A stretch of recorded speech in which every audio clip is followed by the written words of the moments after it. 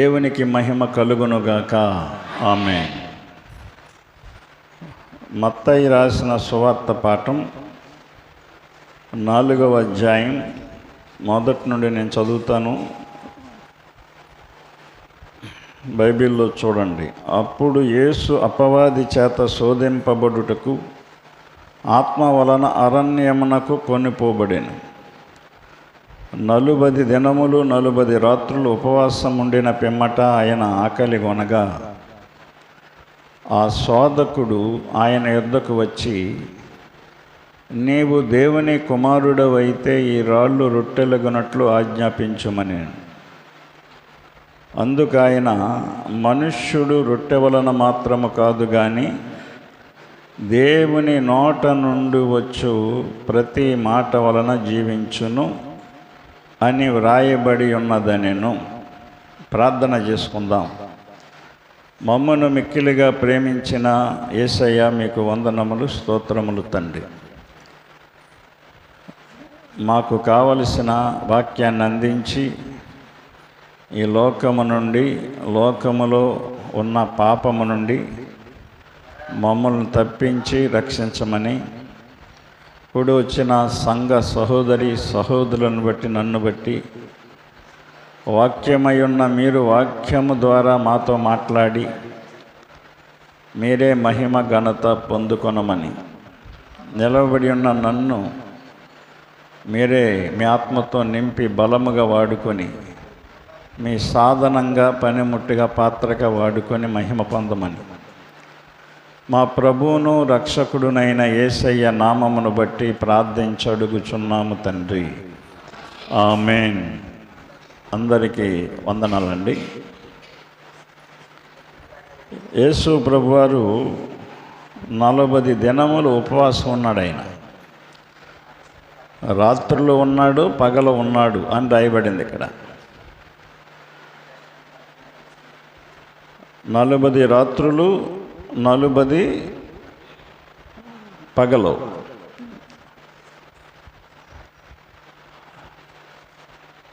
ఆయన ఉపవాసం ఉన్న తర్వాత ఆయన బలహీనంగా ఉన్నాడని సాతాను తెలుసుకుని ఆయన దగ్గరకు వచ్చింది. మంచి ఆకలి మీద ఉన్నాడు ఈయన, ఇలా టైంలో ఈయన్ని మనం శోధించవచ్చు అనుకుంది. 3వ వచనం మనం చూస్తే, ఆ శోధకుడు ఆయన యొద్దకు వచ్చి, శోధకుడు అనగా సాతాను, అపవాది, నీవు దేవుని కుమారుడవైతే ఈ రాళ్ళు రొట్టెలగునట్లు ఆజ్ఞాపించుమనెను. ఆకలితో ఉన్నావు కదా, ఈ రాళ్లను రొట్టెలుగా చేసుకొని తిను అంది. ఎప్పుడైనా సరే మనిషి అవసరాల్లో ఉన్నప్పుడు సాతాను పసిగడుతుంది. ఆకలిగా ఉన్నప్పుడు వస్తుంది మన దగ్గరికి. ఆకలిగా ఉండటం ఎందుకు? ఇదిగో నువ్వు ఈ రకంగా చేసి కడుపు నింపుకో, ఈ తప్పు చేసి కడుపు నింపుకో, ఈ పాపం చేసి నువ్వు తృప్తిగా తిను అని సలహా ఇస్తుంది మనకి. మన అవసరాల్లో ఉన్నప్పుడు మన దగ్గరికి వచ్చి శోధిస్తుంది. పలానా వ్యక్తి దగ్గరికి వెళ్ళి నీ అవసరం తీర్చుకో, వాళ్ళని అడుగు, ఏళ్ళని అడుగు అంటది. మనకి అవసరం ఉన్నప్పుడే అది మన వీక్నెస్, మన బలహీనతను బట్టి మన దగ్గరికి వచ్చి అది మనల్ని శోధిస్తుంది. మనుషులు అప్పుడే లొంగిపోతారు. ఈనాడు ప్రతి ఒక్కరూ కూడా లోకానికి బానిస అయిపోవడానికి కారణం ఏంటంటే అవసరాలు. ఏ అవసరం లేకపోతే మనకి దేనికి బానిస అవ్వక్కర్లేదు కదా. యేసు ప్రభువుని, దేవుని కుమారుడైన యేసు క్రీస్తునే శోధించింది అది. మరి మనుషులమైన మనల్ని, ఆయన చేత సృజించబడిన మనల్ని శోధించడం పెద్ద పనేం కాదు దానికి. అందుకనే ప్రతి మనిషి కూడా సాతాను శోధనలో పడిపోతున్నాడు. సాతాను చెప్పిన మాటలు వింటాడు తప్ప దేవుడు చెప్పిన మాటలు వినడు. ఎందుకంటే బలహీనత, అవసరం తీరాలి. ఏమైందిలే అనిపిస్తుంది. అప్పుడు ఇది పెద్ద తప్పు కాదులే అనిపిస్తుంది. యేసు ప్రభువారిని ఈ రాళ్ళు రొట్టెలెగినట్లు ఆజ్ఞాపించి నీ ఆకలి తీర్చుకో అంది. యేసు ప్రభువారు ఏమన్నాడు అక్కడ? అందుకాయన 4వ వచనం, మనుష్యుడు రొట్టె వలన మాత్రము కాదు కానీ దేవుని నోట నుండి వచ్చు ప్రతి మాట వలన జీవించును అని వ్రాయబడి ఉన్నదని. యేసు ప్రభువారు ఏం చెప్పారంటే ఇక్కడ, మనుష్యుడుగా పుట్టినవాడు రొట్టె వలన మాత్రమే కాదు. అంటే ఆ కాలములో రొట్టెలు తినేవారు మనుషులు. 2000 సంవత్సరాల క్రితం ఈ వాక్యం రాయబడి ఉంది. 2024 సంవత్సరాల క్రితం. అర్థమైందా? అప్పుడు రొట్టెలే తినేవాళ్ళు. ఈ ధాన్యం ఆహారం లేదు అప్పుడు. అందుకనే బైబిల్లో రొట్టె అని రాయబడింది. రొట్టె మాంసం, రొట్టెలు చేపలు తినేవాళ్ళు అప్పుడు. అంటే అన్నమ్మకు బదులు రొట్టె వాడేవారు, చపాతీలు, రొట్టెలు. అందుకప్పుడు రొట్టె అని రాయబడింది బైబిల్లో. రొట్టె అని రాయబడింది. రొట్టె అన్నకాడ మనం ఆహారము అని పెట్టుకోవాలి. మనుష్యుడు ఆహారము వలన మాత్రమే కాదు, రొట్టె వలన మాత్రము కాదు కానీ దేవుని నోట నుండి వచ్చు ప్రతి మాట వలన జీవించును. గుర్తుపెట్టుకోండి. ఇప్పుడు దేవుని మాటలు మనం వింటున్నాం, దేవుని సన్నిధిలో ఉన్నాం, దేవుని వాక్యం వింటున్నాం, దేవుని మాట. ఈ మాట వలన మనం బ్రతుకుతామా? ఇంటికి వెళ్ళిన తర్వాత అన్నం వండుకొని తింటే బతుకుతామా? క్వశ్చన్ వేస్తాను, మీరు ఆన్సర్ చెప్పాలి. నేను ప్రశ్న వేస్తాను మీకు. దేవుడు చెప్పిన మాటను మనం తీసుకుందాం. యేసు ప్రభువారు ఏమన్నాడు సాతానుతో? మనుష్యుడు రొట్టె వలన మాత్రము కాదు కానీ దేవుని నోట నుండి వచ్చు ప్రతి మాట వలనను జీవించును అన్నాడు. ఇప్పుడు ఈ వాక్యాన్ని వినేసి ఇంటికి వెళ్ళి ఏమి వండుకోకుండా తినకుండా జీవించగలమా? చెప్పండి.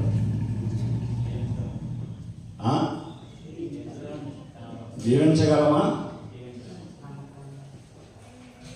చెప్పండి మీ ఆన్సర్.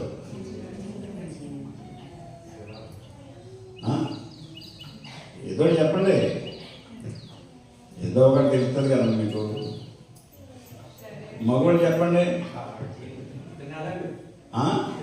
అది తింటేనే జీవిస్తా ఉన్నాడు యేసు మగవాళ్ళు అందరూ. ఆడవాళ్ళు చెప్పండి, తినాలని ఆడవాళ్ళు కూడా. మరి యేసు ప్రభువారు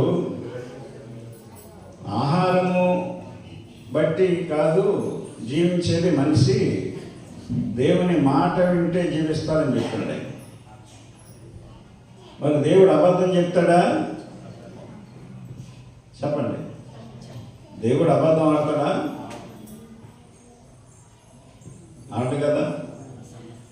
మరి దేవుని నోట నుండి వచ్చు మాట వలన ఈ రోజున మనిషి బతుకుతున్నాడు అనే మాట ఎలాగ అర్థమవుతుంది మనకి?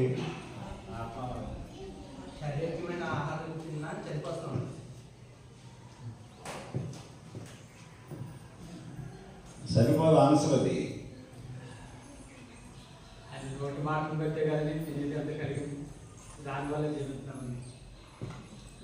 యేసు గారు కొంచెం దగ్గరగా చెప్పాడు. కనుక మనం బ్రతకాలి, జీవించాలంటే అన్నం తినాలి. తినాలా? అన్నము తినాలంటే బియ్యం కావాలి. అన్నం వండుకోవటానికి అన్నం తినాలంటే బియ్యం కావాలి. అన్నం వండుకోవడానికి. బియ్యం కావాలంటే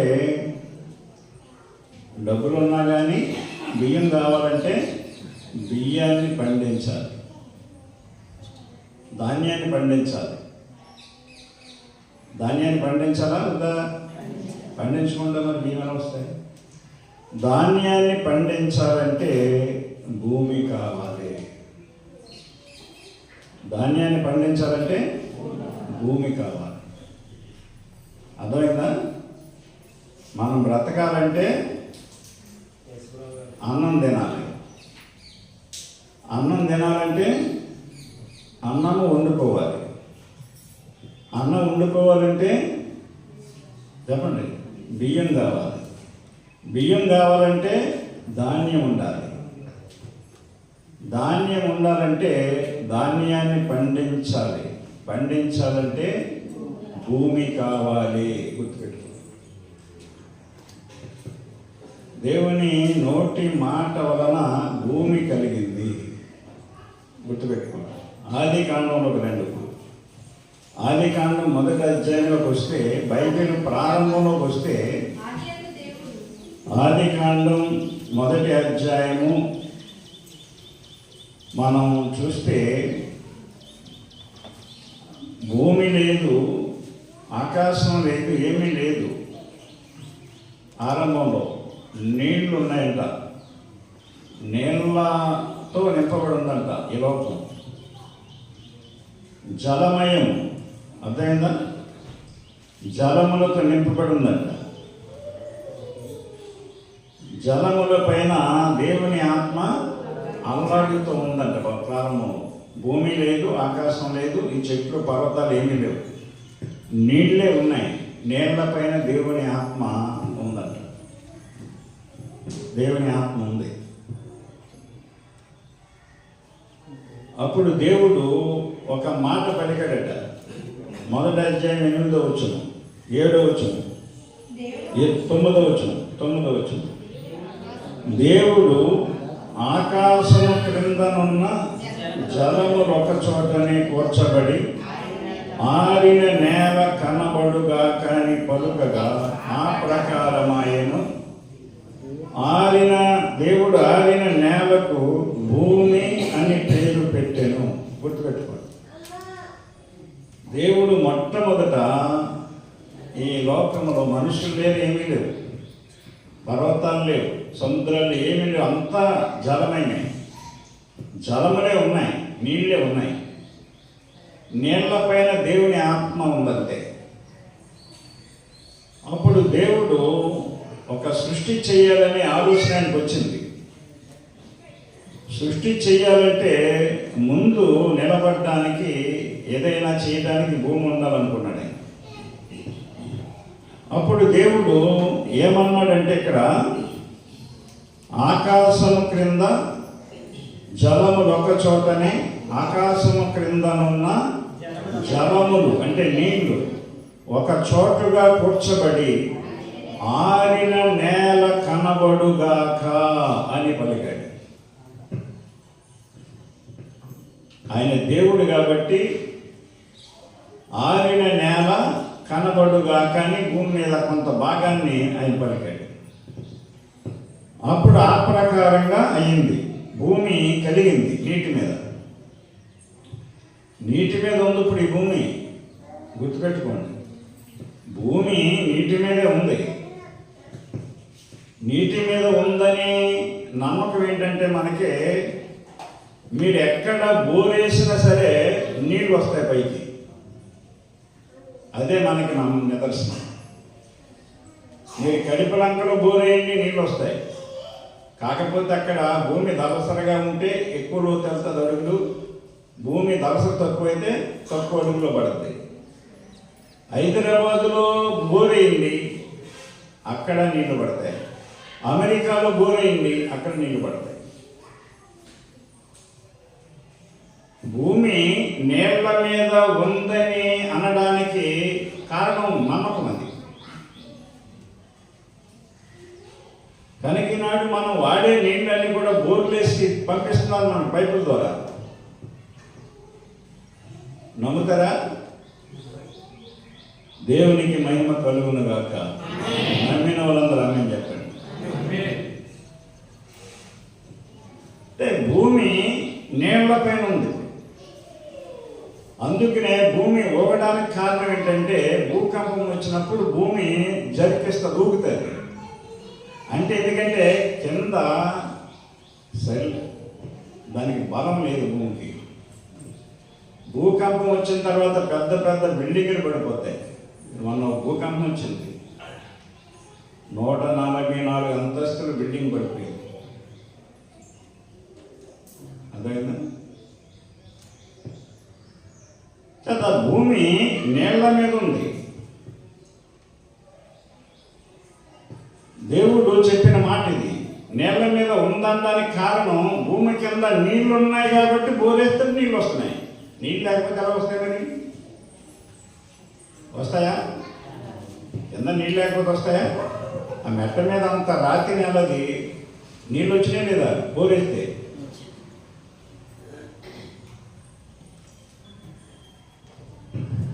దేవుని నోటి మాట వలన భూమి కలిగింది. కనుక భూమి కలిగింది రైటే. ఇప్పుడు తినడానికి కావాలి మనకి. భూమి మీద పండించాలంటే ఇప్పుడు ఆ మొక్కలు ఉండాలి. ఆ ధాన్యమైనా మన తినే కూరగాయలైనా ఇవన్నీ కూడా మొక్కలు. అవన్నీ దేవుడే మొలిపించాడు. నోటి మాటలతో మొలిపించాడు ఆయన. దేవుడు ఆరిన నేలకు భూమి అని పేరు పెట్టాడు. మిగిలిన జలరాశికి ఆయన సముద్రములని పేరు పెట్టాడు. అందుకనే మీకు సముద్రం చూడండి, ఈ పక్కన నిలబడి చూస్తే అవతల పక్క కనపడదు. మీకు అవతల ఒడ్డు కనపడదు సముద్రం. ఎందుకంటే అలా ఉండు అది సముద్రం అంతా వెనక్కి. కొంత ఆయన భూమి చేశాడు, అంతా చేయలేదు. ఎందుకంటే సముద్రాలు కూడా అవసరం. అర్థమైందా? మిగిలిన జలరాశికి ఆయన సముద్రములని పేరు పెట్టాడు. బైబిల్లో ఉంది, దేవుడు రాశాడు, రాయించాడు మోసే ద్వారా మాటలన్నీ. గమనించండి, అది మంచిదని దేవుడు చూశాడు. భలే వచ్చింది అని ఆయనకు అందంగా కనిపించింది, మంచిగా కనిపించింది. గమనించండి 11వ వచనం. దేవుడు గడ్డిని విత్తనములిచ్చు చెట్లను భూమి మీద తమ తమ జాతి ప్రకారము తమలో విత్తనములు గల ఫలమిచ్చు వృక్ష ఫలములను భూమి మొలిపించును గాక అని పలుకగా ఆ ప్రకారమాయను. గుర్తుపెట్టుకోండి, ఇప్పుడు భూమిని ఆయన కలగజేసి సృష్టించాడు నోటి మాటతో. ఇప్పుడు భూమి మీద గడ్డిని మొలిపించమని భూమితో చెప్పాడు. విత్తనములు గల చెట్లు మొలిపించమని చెప్పాడు. ఫలవృక్షములు గల చెట్లు మొలిపించమని భూమితో చెప్పాడు ఆయన. భూమి మొలిపించింది. గడ్డిని తమ తమ జాతి ప్రకారము విత్తనములిచ్చు చెట్లను ఫలవృక్షములను ఫలములిచ్చే ఫలవృక్షాలని నువ్వు మనం తింటున్న ఫలాలు, మామిడి పళ్ళు, సీతాపళ్ళు, యాపిల్ పళ్ళు, ద్రాక్ష పళ్ళు, ప్రతి పళ్ళు ప్రతి ఫలాలు కూడా అన్ని జాతులు ఫలాలు కూడా భూమి మొలిపించుగా కానీ పలికాడు. భూమితో పలికితే భూమి మొలిపించింది.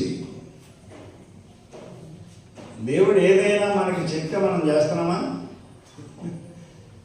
దేవుడు మనకి ఏదైనా చెప్తే చేస్తున్నామా మనం? భూమితో చెప్పాడైనా, భూమి అవన్నీ మొలిపించన్నాడు.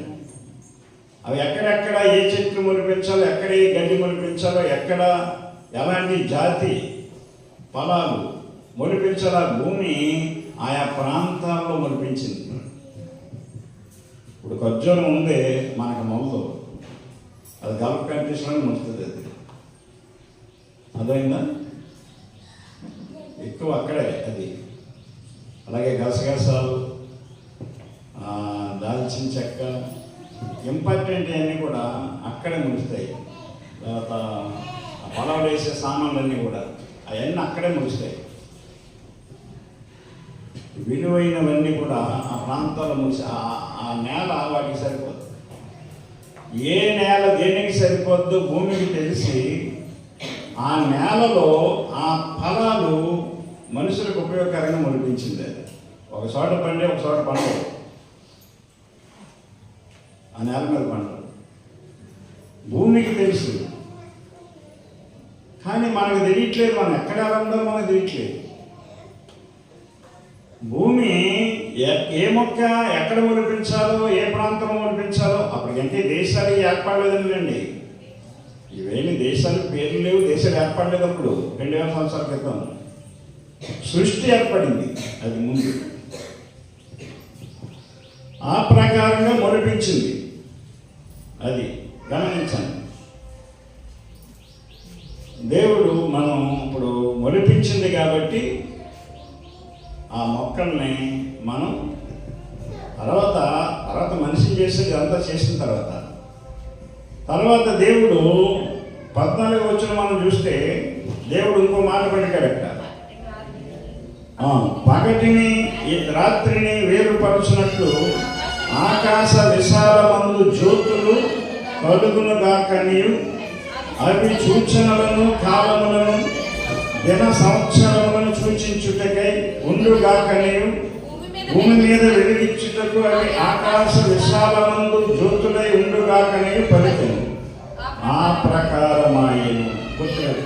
పగలని వెలిగివ్వడానికి సూర్యుడిని, రాత్రి వెలిగివ్వడానికి చంద్రుడిని, చుక్కల్ని, నక్షత్రాలని దేవుడు కలుగజేశాడట. వాటి ద్వారా సూచనలు మనం తెలుసుకోవటానికి. కొంతమంది అన్నిలు సూర్యుడిని దేవుడు అంటారు, చంద్రుని దేవుడు అంటారు, చుక్కని దేవుడు అంటారు. అవి ద్వారాలయ్యి.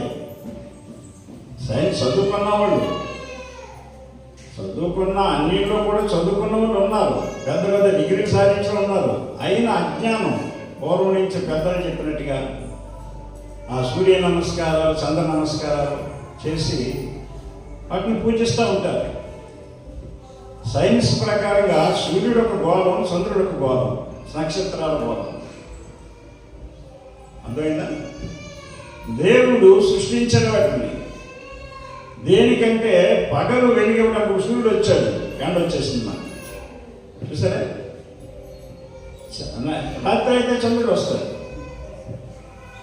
పగలిని ఏలుటకు సూర్యుడిని, రాత్రి ఆడటానికి చంద్రుడిని, చుక్కల్ని దేవుడు కలుగును గాక అని పలికాడు. నోటు మాటతో చేసేవాటిని గమనించండి. అవన్నీ కలిగాయి. నక్షత్రాలను చేశాడు ఆయన. అర్థమైందా? ఇక్కడ మనం 16 వచనం, దేవుడు ఆ 2 గొప్ప జ్యోతులను అనగా పగటిని ఏలుటకు పెద్ద జ్యోతిని, రాత్రిని ఏలుటకు చిన్న జ్యోతిని, నక్షత్రములను చేశాను. పగలు ఏడడానికి పెద్ద జ్యోతి అంటే సూర్యుని కంటే పెద్దది ఏది లేదు. భూమి కూడా సూర్యుని కంటే పెద్దది కాదు. భూమి కూడా సూర్యుని కంటే పెద్దది కాదు. సూర్యుడే పెద్దడు. అర్థమైందా? కనుక సూర్యుడిని, చంద్రుణ్ణి, నక్షత్రాలని దేవుడు కలగజేశాడు. గమనించండి. మనం కూడా చూస్తే భూమి మీద మనకి కనిపించేవన్నీ పక్షుల్ని 20వ వచనం, దేవుడు జీవము కలిగి చలించు వాటిని, జలములు సమృద్ధిగా పుట్టించును గాకనియు పక్షులు భూమిపైన ఆకాశ విశాలంలో ఎదురును గాకనియు పలికారు. గుర్తుపెట్టుకోండి. నీటితో, సముద్రాలతో చెప్పాడు దేవుడు. సముద్రంలో చేపలు, రొయ్యలు, పీతలు, పాములు ఇవన్నీ కలుగును గాక, రకరకాల చేపలన్నీ కలిగించని చెప్పేసి సముద్రంతో చెప్తే సముద్రము వాటిని పుట్టించిందండి. దేవుడు జలములలో వాటి వాటి జాతి ప్రకారము జలములు సమృద్ధిగా పుట్టించిన మహామత్స్యములను, అంటే తిమింగలాలు. మహామత్స్యములు అంటే సముద్రంలో తిమింగలాలు ఉంటాయి, సొరచేపలు ఉంటాయి, సాక్షేపలు ఉంటాయి. అదేనా త్రిమింగలం ఓడ కిందకి వెళ్ళేది కానీ పైకి వేసింది అనుకోండి ఓడ పంట అయిపోతుంది. అంత అలాంటి చేపలు ఉంటాయి. అదేనా అలాంటి మహామత్స్యములను జీవము కలిగి చలించు వాటన్నిటినీ దాని దాని జాతి ప్రకారము రెక్కలు గల ప్రతి పక్షిని సృజించారు. అది చూసారా? ఎప్పుడైనా ఆలోచించారా మీరు? ఎప్పుడైనా ఎన్ని ఎలా కలిగాయో? ఎన్నాళ్ళు బైబిల్ మనం వింటున్నాం, వస్తున్నాం, వెళ్ళిపోతున్నాం. ఆలోచన లేక బైబిల్ లేకుండా బతుకుతున్నారు మనుషులు. పోయిన ఇవన్నీ ఊరికే వచ్చేస్తున్నాయి నాకు. నేను పోగేసేసుకుంటున్నాను, తింటున్నాను, తిరుగుతున్నాను, తాగుతున్నాను అని అనుకుంటున్నాడు తప్ప ఇదంతా దేవుని సృష్టి, నేను దేవుని చేతి పని అని ఏ మనిషికి అర్థం అవ్వట్లేదు ఈ రోజున. అర్థమైందా? దేవుడి నోటి మాట వల్ల వీటన్నిటినీ కూడా చేశాడు ఆయన. గమనించండి 24వ వచనం. దేవుడు వాటి వాటి జాతి ప్రకారం జీవము గల వాటిని, అనగా వాటి వాటి జాతి ప్రకారము పశువులను, పురుగులను, అడవి జంతువులను భూమి పుట్టించుగాకని పలికెను. ఆ ప్రకారం ఆయన గుర్తుపెట్టుకోండి. అవన్నీ కూడా భూమిలోంచి వచ్చినాయంట. జంతువులు, పక్షులు, పశువులు, అడవి జంతువులు భూమి పుట్టించుగాక అని దేవుడు చెప్తే అవన్నీ భూమిలోంచి పైకి వచ్చాయి, కలిగాయి. మరి ఇవన్నీ మన తాత ముత్తాతలు చేశారనుకుంటున్నారు మీరు? ఇల్లు అయితే మన తాత కట్టాడు, ముత్తాత కట్టాడు. పొలం అయితే ముత్తాత కొన్నాడు. అసలు భూమి ఎలా వచ్చింది? ఈ భూమి మీద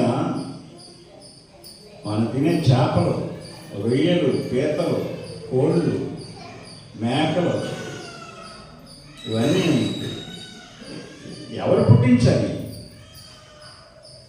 ఎలా కలిగాయి?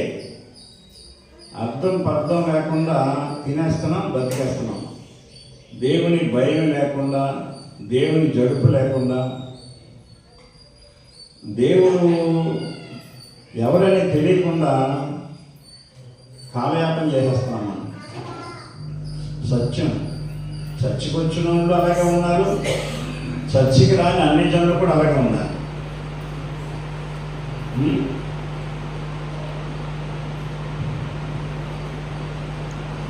ఆలోచన చేయండి, నిజమా కాదని చేయండి.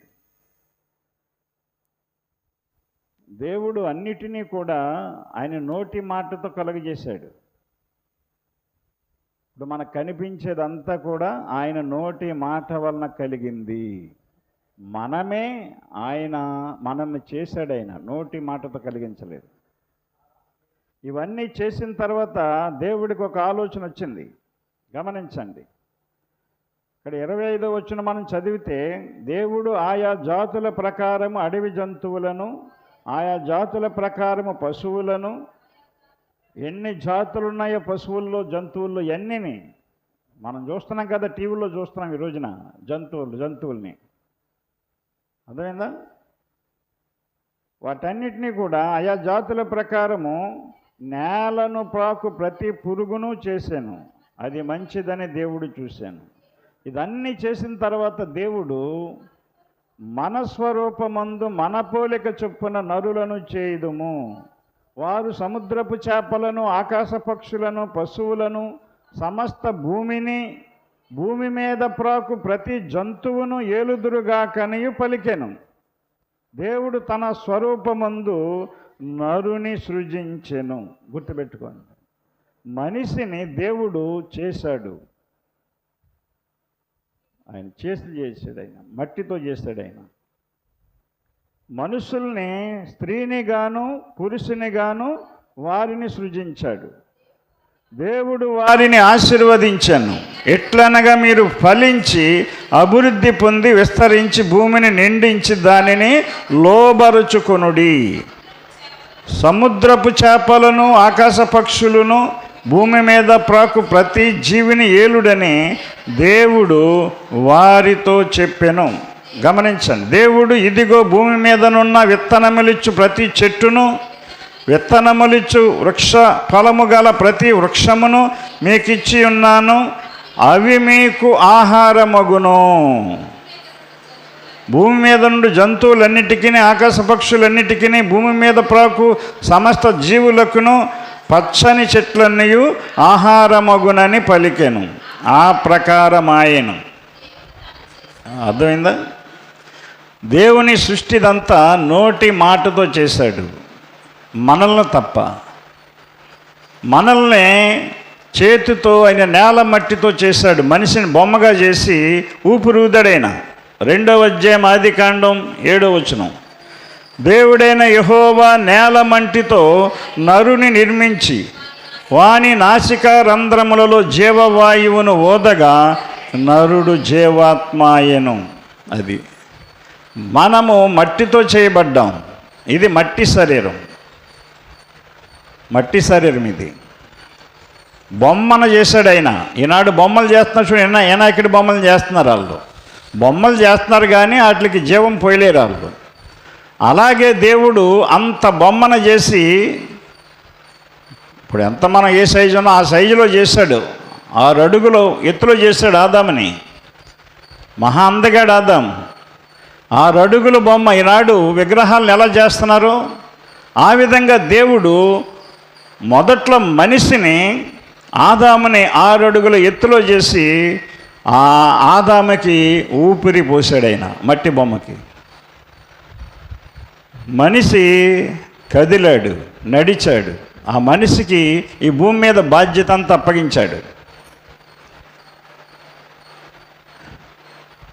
అంటే మనుషులు ఈ రోజున దేవుడు చేసిన సృష్టిలో మనిషికి దేవుడిచ్చిన జ్ఞానాన్ని బట్టి ఏ పంటలు పండించుకోవాలో పండించుకుంటున్నారు, ఏం తినాలో తింటున్నారు, ఎలాంటి కట్టుకోవాలో కట్టుకుంటున్నారు, ఎలాంటి బట్టలు తొడుక్కోలో తొడుక్కుంటున్నారు. ఇంకా మనిషికి దేవుడు జ్ఞానం ఇచ్చాడు కాబట్టి ఆ జ్ఞానాన్ని బట్టి దేవుడు ఈ భూమి మీద సృష్టించిన వాటన్నిటిలో నుండి తీసుకుని తయారు చేసుకుంటున్నాడు. ఈ సృష్టిలో దేవుడు చేసిన దాన్ని బట్టే ఈనాడు విమానం చేస్తున్నారంటే సృష్టిలో ఉన్న దానిలో తీసుకునే విమానం చేస్తున్నాడు మనిషి. రైట్ సోదరులు చేస్తారు విమానాలు. వాళ్ళ అన్నదమ్ములు ఇద్దరు కలిసి ఎగిరే పక్షిని చూసేవారంట. వాళ్ళు చిన్నప్పటి నుంచి చూసి ఇవ్వాలంటే చూస్తూ చిన్నప్పటి నుంచి కూడా చిన్న చిన్నవి గాలిలో ఎగిరేయి పరికరాలు చేసేవారంట వాళ్ళు, మోటార్లు పెట్టి. అలాగా విమానాన్ని చేసిన దేవుడు చేసిన సృష్టిలో నుండే తీసుకుని మెటీరియల్ చేస్తున్నారు. రైలు బండి చేసిన దేవుడు సృష్టిలో చేసిన ఆ ఇనుము తీసుకుని ఆ రైలు బండి చేస్తున్నారు. ఇప్పుడు మోటార్ సైకిల్ చేస్తున్నారు. ఏది చేసినా దేవుడు సృష్టించిన ఈ సృష్టిలో నుండే తయారు చేయబడుతుంది. కనుక దేవుని నోటి మాట లేకుండా ఏదీ లేదు. దేవుని నోటి మాట లేకుండా ఏ పంట లేదు, ఏ ఫలము లేదు. యేసుప్రభు అక్కడ చెప్పిన మాటకే ఇంత అర్థం ఉంది. ఇక్కడికి రావాలి మనం. అర్థమైందా? అది ప్రతి మాట వలన అన్నాడు. అందుకని యేసుప్రభు అక్కడ ఏమన్నాడు? అక్కడ సాతానుతో, మనుష్యుడు రొట్టె వలన మాత్రమే కాదు కానీ దేవుని నోట నుండి వచ్చు ప్రతి మాట వలనను. గుర్తుపెట్టుకోండి, ప్రతి మాట. భూమిని చేయమని ఒక మాట చెప్పాడు, భూమిని మొక్కలు మొలిపించమని, గడ్డి మొలిపించమని చెప్పాడు ఒక రెండో మాట, సూర్యచంద్ర నక్షత్రాలు కలుగునుగాకని చెప్పాడు మూడో మాట, సముద్రములో చేపలు చలించు వాటన్నీ కలుగునుగాకని చెప్పాడు. 5వ మాట, అడవి జంతువులు పశువులు పక్షులన్నీ కలుగునుగాకనే చెప్పాడు. 6వ మాట.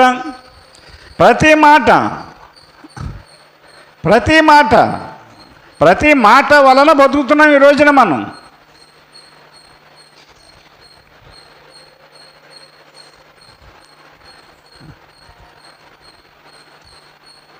గడ్డిని కూడా మొలిపించాడు ఆయన. అర్థమైందా? ఎందుకంటే పశువులకి గడ్డి, ఆ గడ్డి మొలవకపోతే ఈనాడు కలుపు తీతలు లేవు పనులకి. కలుపు తీతకి ఎక్కడ వెళ్తారు మీరు? 300 జీతం ఇచ్చి ఆడబెట్టుకుంటారు మిమ్మల్ని ఆ గడ్డి మొలవకపోతే. అంటే గడ్డి కూడా ఉపయోగపడుతుంది నీకు, నువ్వు ఉపయోగపడలేదు దేవునికి. దేవుడు సృష్టించినవన్నీ మనిషికి ఉపయోగపడుతున్నాయి, మనిషి దేవునికి ఉపయోగపడట్లేదు. నేను దేవునికి ఉపయోగపడుతున్నానండి గుండెల మీద చేసుకుని చెప్పండి మీరు ఎవరైనా ఆడవాళ్ళు కానీ మగవాళ్ళు కానీ. నేను దేవునికి ఉపయోగకరంగా బతుకుతున్నానండి, నా కుటుంబం గురించి కాదండి, ముందు నాకు దేవుడి గురించి బతుకుతున్నాను, తర్వాత నా కుటుంబం అండి. అరే, దేవుడిచ్చిందంతా మనం తీసుకుంటూ దేవునికి మనం ఏ జీవితాన్ని ఇస్తున్నాం? అర్థమైందా మీకు? అర్థమయ్యే వాళ్ళందరూ చప్పలు కొట్టండి. మనుష్యుడు రొట్టె వలన మాత్రము కాదు కానీ దేవుని నోట నుండి వచ్చు ప్రతి మాట వలన జీవించుననే మాట అర్థమైందా మీకు ఇప్పుడు? లేదా మగవాళ్ళు చెప్పండి, అందరూ అర్థమైందా? వెనకాల కృపారావు యేసేపు గారు, కృపారావు గారు, ఆయనే అర్థమైందంట. ఆయనకి అర్థమైతే అందరికీ అర్థమైనట్టే. ఆడవాళ్ళు చెప్పండి మీరంతా, అర్థమైందా? లేకపోతే అర్థం కాదు మీకు. దానికి ఏంటంటే ఇప్పుడు నీకు వివరణ చెప్పాను కాబట్టి ఇప్పుడు మీకు అర్థమై ఉండాలి.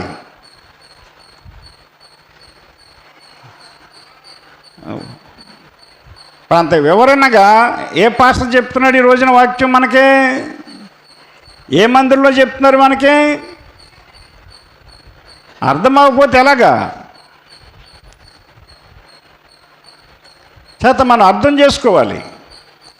ఎందుకంటే ఆయన దేవుడైనా నోటి మాటతో ఏదైనా చేస్తాడైనా. నోటి మాటతో ఏదైనా ఎంత సృష్టి చేశాడంటే నీకున్న చిన్న పని చేయలేడైనా, నీకున్న చిన్న ఇబ్బంది తీర్చలేడా, నీ బాధను తీర్చలేడా, నీ కష్టాన్ని అతని కష్టం తీరిపోనుగాక ననలేడా? అనేలాగా మన ప్రవర్తన ఉండాలి. ఆయన అనేలాగా ఉండాలి మన జీవితం. మరి ఎన్నాళ్ళ నుంచి వస్తున్నాం మనం? చాలామంది చాలా సంఘాలకు, పెద్ద పెద్ద సంఘాలకి సంవత్సరాల తరబడి వెళ్తూ ఉంటారు. వెళుతూ ఆ సంఘానికి వచ్చేసరికి ఒక సాతాను నిన్ను ఎత్తెక్కేస్తుంది.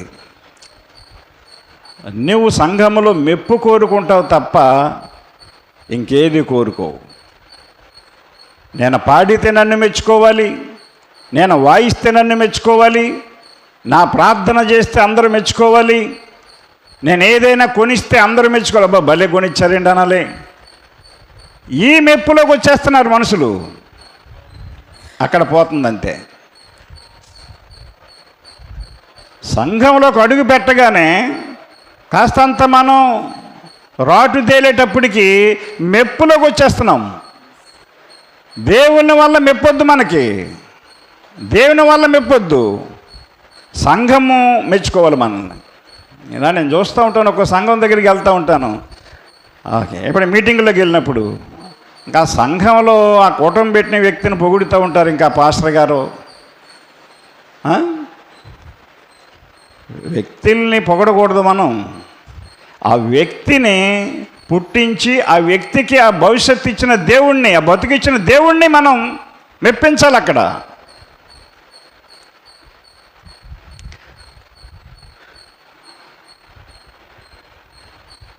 అందుకనే దేవుని వాక్యం మనకు అర్థం కాకుండా పోతుంది.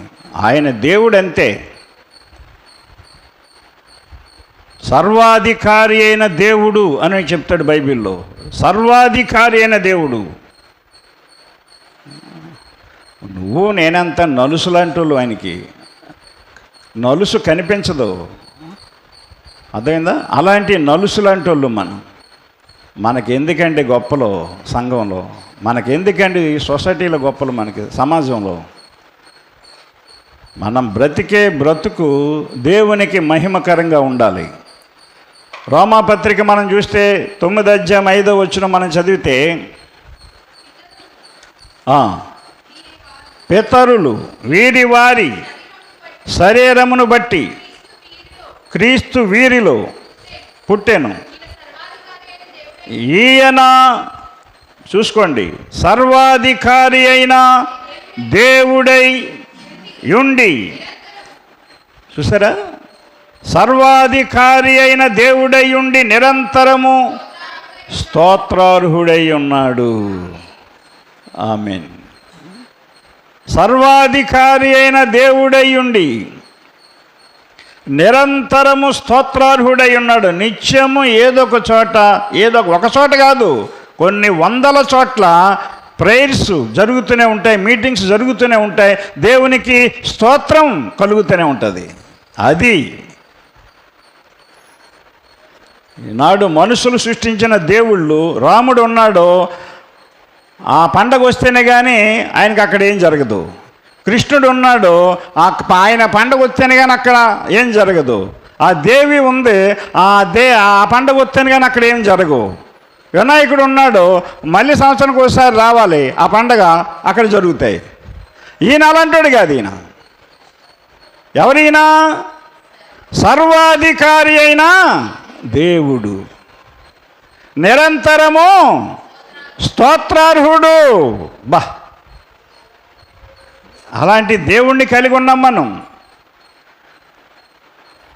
అలాంటి సర్వశక్తి కలిగిన దేవుణ్ణి మనం కలిగి ఉన్నాం. దేవుని బిడ్డలారా గమనించండి.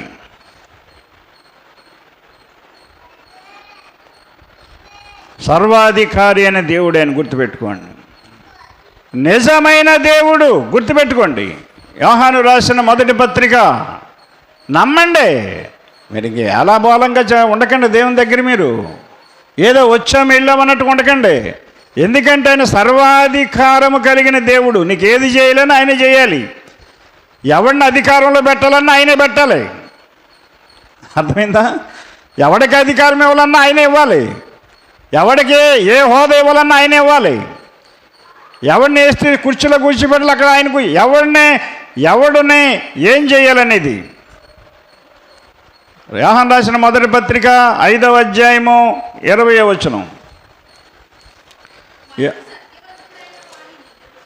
యోహాను రాసిన మొదటి పత్రిక 5:20. మనము శక్తిమంతుడైన వానిని ఎరగవలెనని దేవుని కుమారుడు వచ్చి, అర్థమైందా? మనము శక్తివంతుడైన దేవుణ్ణి ఎరగాలని దేవుని కుమారుడు యేసుక్రీస్తు లోకానికి వచ్చి మనకు వివేకమును అనుగ్రహించి ఉన్నాడని ఎరుగుదుము. మనము దేవుని కుమారుడైన యేసుక్రీస్తునందున్న వారమై సత్యవంతుని యందున్నాము. ఆయనే నిజమైన దేవుడు, నిత్య జీవమునై ఉన్నాడు. ఆయనే నిజమైన దేవుడు, నిత్య జీవమునై ఉన్నాడు. నిజమైన దేవుడి దగ్గర నీ యాసాలేం పనికిరావు. నిజమైన దేవుడి దగ్గర నీ తంత్రాలు, నీ మంత్రాలు, నీ నాటకాలు పనిచేయు. ఆ బొమ్మల దగ్గర వేయండి, వెళ్ళి ఆ విగ్రహాల ముందు వేయండి. ఆయన దగ్గర కుదరదు. ఆయన నిజమైన దేవుడైన నిత్య జీవమునై ఉన్నాడు. నిత్యము జీవించే దేవుడైన, మరణము లేనివాడు, నిజమైన దేవుడు. ఆ నిజమైన దేవుడి దగ్గర నిజమైన భక్తి చేయకపోతే ఎలా బాగుపడతామండి మనం? నిజమైన భక్తి లేకపోతే ఎలాగా మన కుటుంబం బాగుపడుద్దని అడుగుతున్నాను నేను. ఆసమాసిగా ఉండకండి దయచేసి. దేవుని నోటి మాట వలన మనము మన పిల్లలను బతుకుతున్నాం ఈరోజు. ఆయన మాటకే ఎంత విలువిస్తున్నాం మనం. నేను పని చేసేసుకుంటున్నాను, ఉద్యోగం చేసేస్తున్నాను, అది చేసేస్తున్నాను, ఇది చేసేస్తున్నాను, ఇదంతా ఆయన నోటి మాట వలనే. ఈ భూమి మీద ఉండి చెయ్యాలి, నువ్వు ఏది చేసినా. ఈ భూమి మీద నిలబడి చెయ్యాలి మనం ఏది చేసినా. ఈ భూమి ఎవరిదే? నీ బాబుదా, నీ తాతదా? నా బాబుదా, నా తాతదా? నీ బాబు మాట వింటావు, తాత మాట వింటావు, అమ్మ మాట వింటావు, అక్క మాట వింటావు, బావ మాట వింటావు, బామ్మరిది మాట వింటావు, అత్తగారి మాట వింటావు, అందరి మాట వింటావు. వాళ్ళందరూ చేశారా ఈ భూమి? ఎక్కడుండి వింటున్నావు నువ్వు వాళ్ళ మాటలు? మరి ఆయన చేసిన భూమి మీద ఉండి ఆయన మాట వినకుండా వీళ్ళందరి మాటలు వింటుంటే వీళ్ళందరూ నీకేమైనా ఉపయోగపడతారా? ఆయన చేసిన భూమి మీద నువ్వు నారు నాటి దాని ఫలము పొందాలంటే ఆయన చెప్పినట్లుగా ఉండాలి కదా. ఆయన నమ్ముకున్నావు నువ్వు. అన్యులైతే ఉండరు, వదిలేయి వాళ్ళని. వాళ్ళకి ఎన్నో వ్యవసాయాలు ఉన్నాయి, పొలాలు ఉన్నాయి. వాళ్ళు చేసినా సరే వాళ్ళ దేవుళ్ళను అనుసరించి వాళ్ళు చేస్తూ ఉంటారు ఏది చేసినా. దేవుడు అనుకునే వాళ్ళు ఆయన నిజమైన దేవుడు అనే విషయాన్ని మర్చిపోకను. దేవుని బిడ్డలారా, గమనించండి దేవుని వాక్యాన్ని.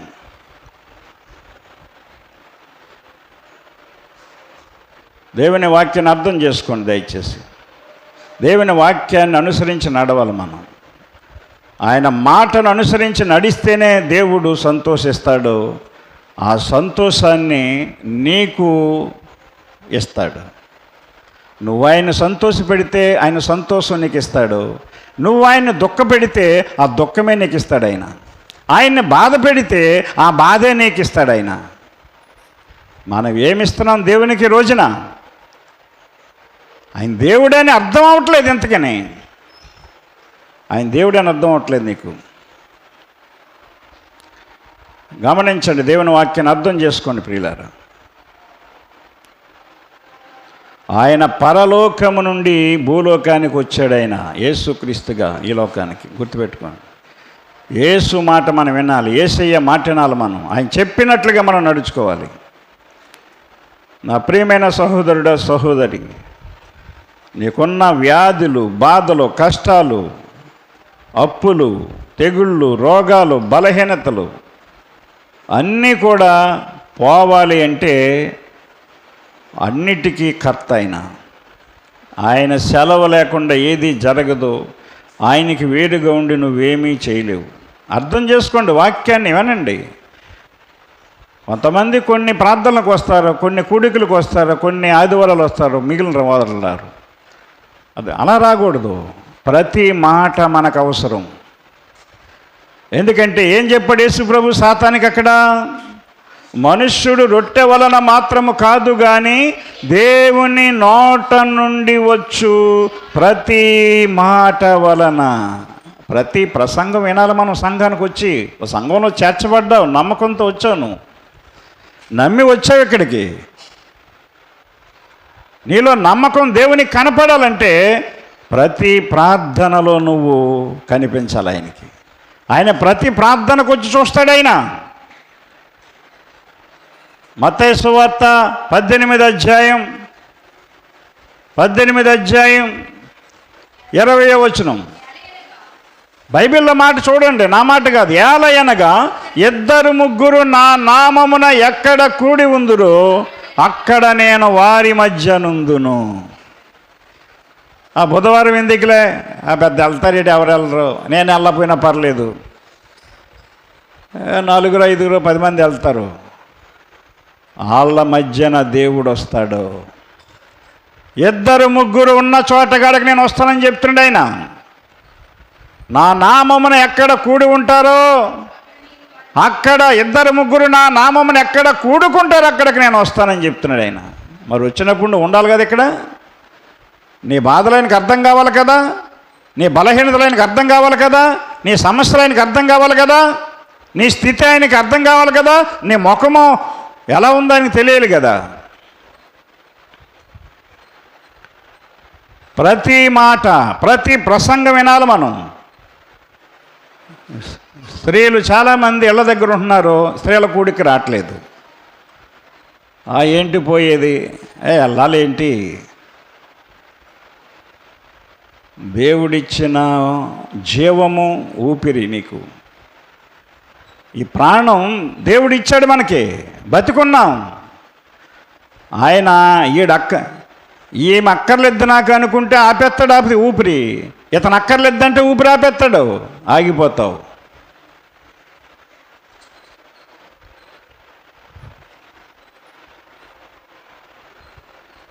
ఊపిరి ఆగిపోతే ఊగిసలాట ఆగిపోద్ది. ఇక నువ్వు ఇలా మెదలో లేవో కూర్చోవు. ఇప్పుడు కుర్చీలో కూర్చుని అటు మెదులుతున్నారు, ఇటు మెదులుతున్నారు మీరు. ఎందుకు?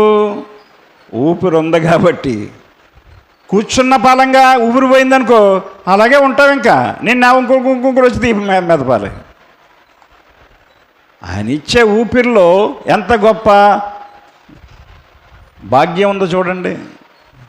చూస్తున్నావు, మాట్లాడుతున్నావు, కావలసింది తింటున్నావు, సంపాదించుకుంటున్నావు, ఉంటున్నావు, నీ ఇష్టానుసారంగా ఉంటున్నావు. ఆలోచన చేసుకోండి. ఈ లోకములో దేవతలు అనేవి చాలా ఉన్నాయంటున్నాడు. 33,000 కోట్ల దేవతలు ఉన్నాయని చెప్తున్నారు మేధావులు, శాస్త్రాలు చెప్తున్నాయి. 33,000 కోట్ల దేవతలు ఉన్నాయట. కానీ దేవతలు ఎంతమంది ఉన్నా సరే దేవుడు ఒక్కడే అని ఈయన చెప్తున్నాడు. దేవుడు కావాలి మనకు, దేవతలు కాదు. కొన్నికి రాసిన మొదటి పత్రిక 8వ అధ్యాయం 5వ వచనం చదవండి. కొన్నికి రాసిన మొదటి పత్రిక 8వ అధ్యాయం 5వ వచనం. దేవతలు అనబడేవి ఉన్నను, దేవతలు అనబడిన వారును ప్రభువులు అనబడిన వారును అనేకులున్నారు. ఆకాశమందైనను భూమి ఎందైనను భూమి మీదైనను దేవతలు అనబడినవి ఉన్నను మనకు ఒక్కడే దేవుడు ఉన్నాడు. ఆయన తండ్రి. ఆయన నుండి సమస్తమును కలిగెను. ఆయన నిమిత్తము మనమున్నాము. మరియు మనకు ప్రభు ఒక్కడే, ఆయన యేసుక్రీస్తు. ఆయన ద్వారా సమస్తమును కలిగెను.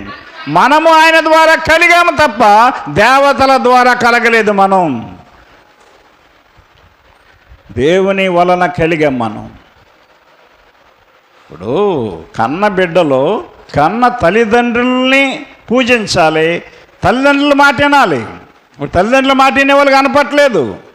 ఆ పక్క మాట, ఎదురింటోళ్ళ మాట, ఆ 5లో వాళ్ళ మాటలు విని తల్లిదండ్రులకు వ్యతిరేకంగా మాట్లాడుతున్నారు. ఇప్పుడు అలా ఉంది మన పరిస్థితి కూడా. పుట్టించిన దేవుడి మాట వింటలేదు మనం, మనల్ని కలిగించిన దేవుని మాట వింటలేదు, దేవతల మాటలు నడుపు. అనేక మంది రోజున విగ్రహాలను చేయడానికి కారణం అదే. ఎందుకంటే ఈ దేవుని దగ్గరికి వస్తే నీతిగా మారాలి, ఖచ్చితంగా ఉండాలి. అలా ఉండలేక ఈ దేవుని దగ్గరికి చాలామంది రాలేకపోతున్నారు. ఒకవేళ వచ్చినా ఉండలేకపోతున్నారు. నా ప్రియమైన సహోదరుడా, సహోదరి, ఆయనే నిజమైన దేవుడు, సర్వాధికారి అయిన దేవుడైన ఆయన ఒక్కడే దేవుడు. నేను తప్ప వేరొక దేవుడు మీకు ఉండకూడదని చెప్పిన రోషము కలిగిన దేవుడు. అర్థమైందా? కనుక ఆయన వలనే రక్షణ కలుగుతుంది మనకి. కనుక ఆయన మాట వలన మనం జీవిస్తున్నాము. నమ్మిన వారు చప్పట్లు కొట్టండి అందరూ. నమ్మండి, ఆయన మాట వినండి, మారండి, మార్చుకోండి. ఎంతకంటే మీరు బాగుంటారు, అది గుర్తుపెట్టుకోండి. ఎంతకంటే బాగుండాలి అనుకున్న వాళ్ళందరూ ఆయన మాట నమ్మండి, వినండి, మారండి. ఎలా ఉన్నా పర్లేదంటే మీరు ఎలా ఉన్నా పర్లేదు. దేవుడి మాటలు దీవించునుగాక. ఆమేన్. ప్రార్థన చేసుకుందాం. ఎత్తబడిన వాక్యాన్ని బట్టి ప్రార్థన చేద్దాం. సువార్తను ప్రకటించుచున్నప్పటికీ సువార్త ప్రకారముగా నేను జీవించకపోతే నేను ప్రకటించిన ఈ సువార్త వ్యర్థమైపోద్ది. సువార్తను విన్న మీరు సువార్త ప్రకారంగా నడుచుకోకపోతే మీ జీవితాలు వ్యర్థమైపోతాయి. దేవుడు మనల్ని సువార్తను నమ్మి సమాధానంగా బ్రతకడానికి దేవుడు మనల్ని ఈ స్థలానికి పిలిచాడు. ఆయనే దేవుడు, ఆయనే తండ్రి, ఆయన నుండి సమస్తం కలిగింది, ఆయన వలన మనమున్నాము, ఆయన చేతి పని అయి ఉన్నాం. కనుక మనుష్యుడు రొట్టె వలన మాత్రము కాదు కానీ దేవుని నోట నుండి వచ్చు ప్రతి మాట వలన జీవిస్తూ ఉన్నాడు. ఈ మాట మీకు అర్థమైతే దేవుని మాట విని మారండి. ప్రేమ కలిగిన ప్రియ పరలోకపు తండ్రి, పరిశుద్ధుడా యేసయ్య, మీకు వందనములు, స్తోత్రములు తండ్రి. ఎత్తబడిన వాక్యము వినిన ప్రతి హృదయములో నూరంతలు ఫలించినట్లు సహాయం చేయండి. సంఘము నీ మాట నమ్మి నడుచుకునే భాగ్యం సంఘానికి దయచేయండి. ఎత్తబడిన వాక్యము వృధా కాకుండా ఫలించినట్లు మీ ఆత్మ సహాయం పంపించండి. వాక్యమై ఉన్న యేసయ్య నామమున ప్రార్థించి అడుగుచున్నాము తండ్రి. ఆమేన్. అందరికీ వందనాలు.